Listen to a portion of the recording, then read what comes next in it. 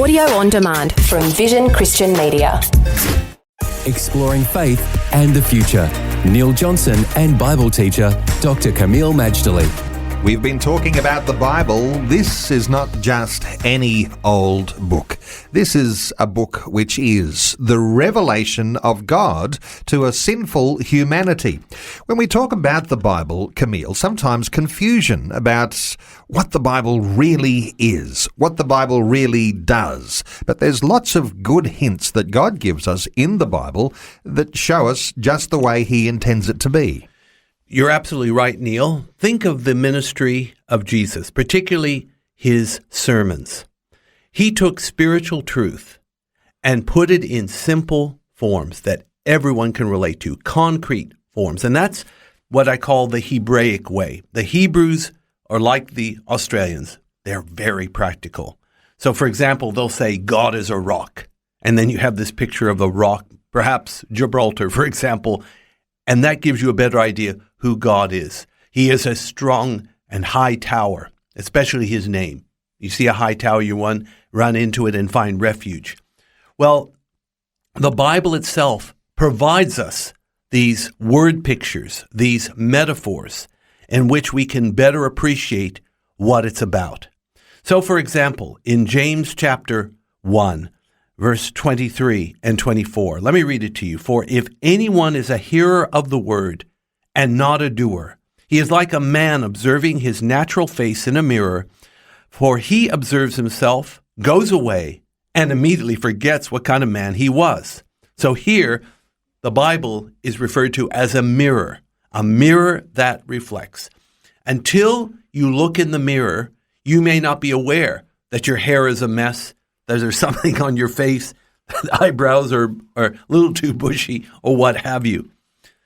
We may not like what we see in the mirror, just like we may not like what we see when we weigh ourselves in the morning. But we need to weigh ourselves, and we need to look in that mirror, because once we see where we're really at, we will do something concrete about it. So a mirror to reflect is one of those metaphors found about the Bible itself. And of course, a lot of those day-to-day activities and things that help us to survive in our day-to-day lives, these are also these metaphors that Jesus uses to talk about his word. Well, that's absolutely right. Let me share with you another metaphor or two. We learn that the Bible is a lamp to guide, and that's Psalm 119, verse 105. Thy word is a lamp unto my feet and a light unto my path. Now that might sound a bit redundant, but it isn't.